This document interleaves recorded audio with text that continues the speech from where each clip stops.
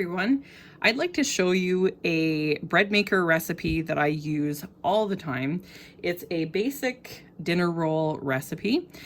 And what's really great about being able to use the bread maker in this case, I mean, you can definitely use the exact same recipe in a stand mixer, or if you want to knead it by hand, that's not a problem.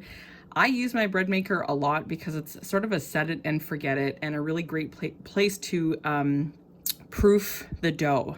So I don't actually bake in my bread maker. I usually shape, if I'm making a loaf of bread, I go ahead and I shape that and bake it in the oven. And same thing goes for the dinner rolls that I'm going to show you now. So I'm using a bread maker that recommends putting your wet ingredients in first. So I'm going to go ahead and start with my water. And I have 1 2/3 cup of warm water. And then I'm going to go ahead and add 2 tablespoons of butter. And to that, I'm also going to be adding 2 tablespoons of powdered buttermilk. So this can be found in most bulk stores. I find that it gives a really awesome texture and flavor to this recipe. You can also just buy your regular skim milk powder. That's not a problem. I just prefer the buttermilk. You can also get whole milk powder as well. So we also need 2 tablespoons of sugar.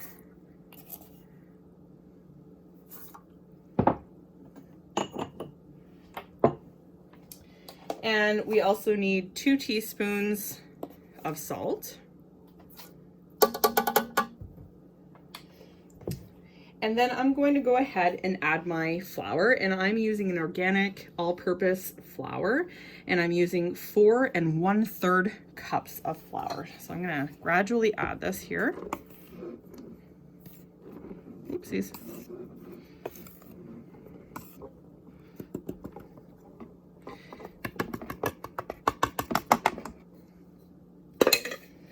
Okay, and the last ingredient to go into this recipe will be instant yeast. And you do want it to be instant yeast for the purpose of this recipe in the bread maker, because you are not going to be pre-proofing your yeast as you would with a traditional yeast. So I'm going to go ahead and add 2 teaspoons of instant yeast. And this is where you can definitely get really creative. You can add some garlic powder. You can add maybe a teaspoon of oregano. You can do all kinds of fun things depending on what you're serving this recipe with. For the sake of this video, I'm just going to go ahead and do the basics. So I will then close the lid to my bread maker, and I'm going to put it on the dough cycle and let that mix. So it will run through the dough cycle completely, and it's going to knead the mixture. It's going to run it through its first proof. So then our next step is just going to be to shape the rolls, and we're going to place those in a 9 by 13 greased pan. And we are going to go ahead and let it do a second rise before baking. So I'll come back once we're ready to do that. Okay, so you can see here how the bread maker is able to knead everything really, really well. You're gonna want this sort of consistency, so a nice elastic dough consistency if you are kneading by hand, or if you are using a stand mixer as well. Okay, we're back, and our dough is ready to now shape and put in our 9 by 13. I'm using a stoneware pan, and that has been greased. That's very important. You don't want your dinner rolls to stick.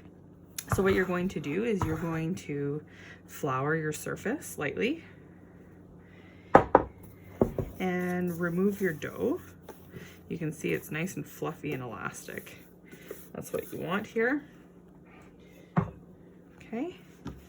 And what you're going to want to do is just sort of form a ball. Now you can get really technical and you can use a digital scale to weigh out your dough and make sure that all of your buns are of the same size, or you can eyeball it. That is totally up to you. I feel like there's sort of two camps of people, the eyeballers and the measurers, and I'm an eyeballer. So we're going to go ahead and we are going to divide this into 12 relatively equal little balls. Okay.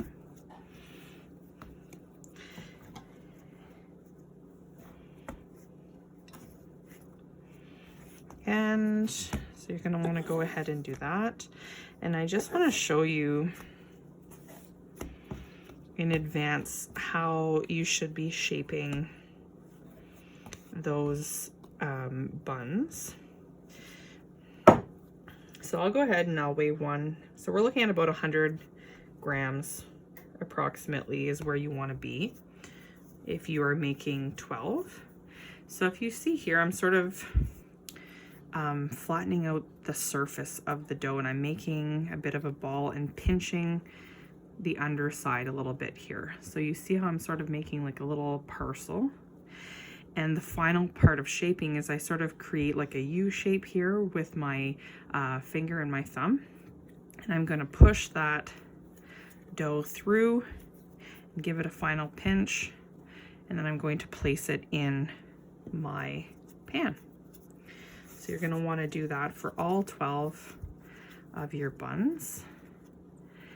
And once they are all in your pan, we are going to move on to the next step.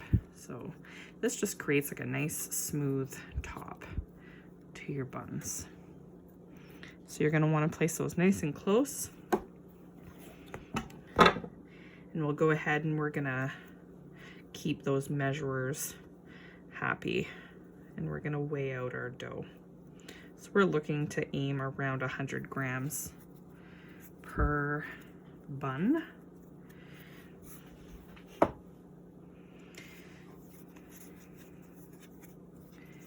Here we go.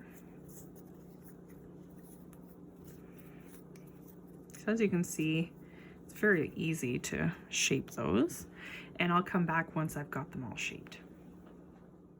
Okay, so as you can see here, all of the buns have been shaped, and they're just under 100 grams each to make the 12 buns that you're looking for. And so what you're going to do at this point is you're going to cover it with a clean tea towel. And you're going to be placing this in a draft-free warm area. You can at this time preheat your oven to 350 degrees Fahrenheit, and you can also get your glaze ready. So what you're going to be using is 1 whole egg and a tablespoon of water, and you're going to mix that up, and we're going to be brushing the tops of these buns before we put them in the oven. So we'll come back when we're at that point.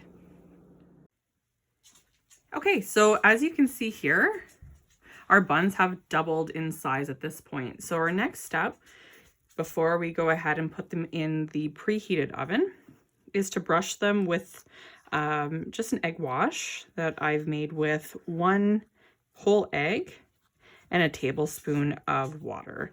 So I'm going to brush the tops, and this is going to create just a beautiful sheen on the tops of the buns.